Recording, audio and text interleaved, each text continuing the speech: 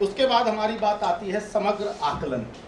समग्र आकलन का जो अभिप्राय यहाँ है और जो आपको लेना है, वो अभिप्राय हमारा केवल इतना है कि बच्चे से अब जो मूल्यांकन की बात कल उठी थी, 3 शब्द थे ना हमारे, मूल्यांकन, परीक्षा। एक तो परीक्षा शब्द के लिए प्रयोग हुआ था मूल्यांकन, और मूल्यांकन के 3 बिंदु थे, वर्गीकरण, चयन और निदान। अब वर्गीकरण करते हुए मुझे ये देखना है कि कौन सा बच्चा ऐसा है जो गा भी नहीं रहा था और कुछ बोल भी नहीं रहा, उससे प्रश्न खड़ा करता है। बच्चे आप बताओ, मीठे गीत कौन सुनाता है? अब पता लगेगा कि उसने कविता को पंक्तिबद्ध देखा था या नहीं, या सुना था या नहीं। समग्र आकलन की बात चल रही थी कि अब क्लास में जब बच्चा हमारा होगा टीचर, तो वो बच्चे को कैसे जोड़ेगा, कैसे उस बच्चे के साथ अपने को एकनिष्ठ करेगा, और वहाँ प्रश्न पूछकर सोचकर बताएं, बुलबुल रानी उड़कर कहाँ गई हो। यहाँ बहुत सारे उत्तर हो सकते हैं। आपके अनुसार कहाँ गई होगी? किसी पेड़ पर बैठी होगी, और बच्चों के पास गई होगी, और दाना चुगने गई होगी, पानी लेने गई होगी, और हो सकता है घोंसला बनाने चली गई हो बच्चों के लिए, आकाश में उड़ने चली गई, आकाश में उड़ान भरने चली गई हो, और अगर किसी ने उसको पाला हुआ है किसी के घर में, तो वहाँ भी हो सकता है अपनी हाजिरी लगाने चली गई हो कि मालिक को ये रहे कि मैं यहीं हूँ, इर्द गिर्द ही हूँ। हाँ, एक बिंदु आया है निर्देश। निर्देश में ये है किसी तरह की और कविता है, बच्चों से आप सुने भी और सुनाए। हम बच्चों को उस विषय में बता रहे हैं, वो सब पढ़ा रहे हैं जो एक रटी रटाई प्रवृत्ति है। यहाँ ये कहा जा रहा है वो मत प्रयोग कीजिए, बच्चे का समग्र आकलन कीजिए। क्या बच्चा जाना कि ट्विंकल क्या है, बुलबुल कहाँ उड़ करके गई होगी, उसकी कल्पना को विकसित होने दीजिए, और ये देखिए कि वो कहाँ जा रहा है। आपने और कौन कौन सी चिड़िया देखी?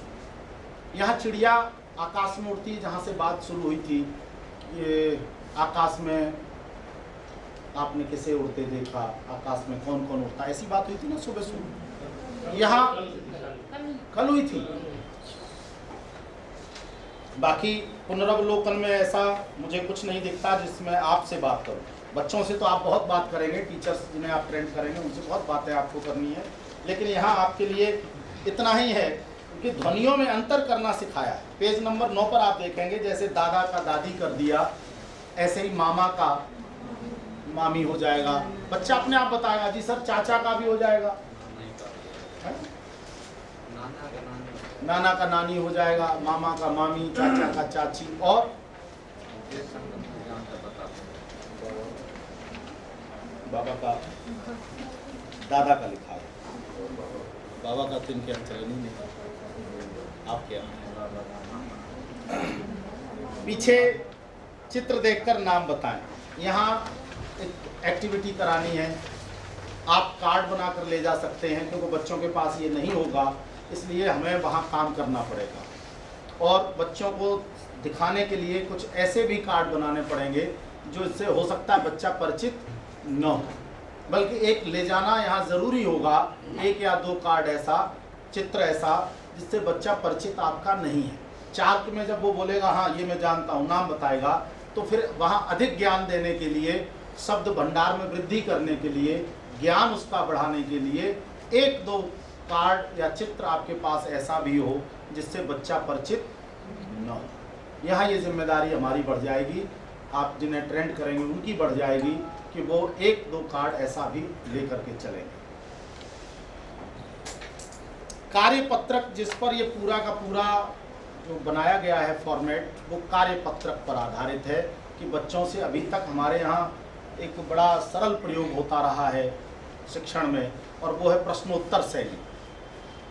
पूरा का पूरा मौखिक ज्ञान और लिखित ज्ञान प्रश्नोत्तर शैली में दिया गया हमारे यहाँ।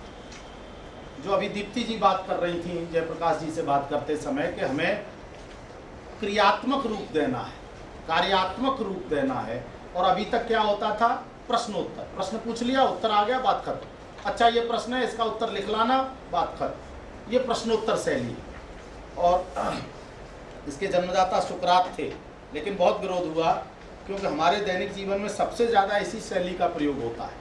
कहीं भी बात शुरू होती है प्रश्नोत्तर शैली में ही होती है, और हमारा बच्चा जो है वो सबसे ज़्यादा इरिटेट अगर किसी शैली से होता है तो वो इसी से होता है। ज़्यादा सवाल मत पूछिए उससे, आप उससे प्रश्न दे दो और उसे उलझा दो, उसे कराइए, करवाने के लिए समझ दे दो, साधन दे दो, लेकिन सवाल ज़्यादा मत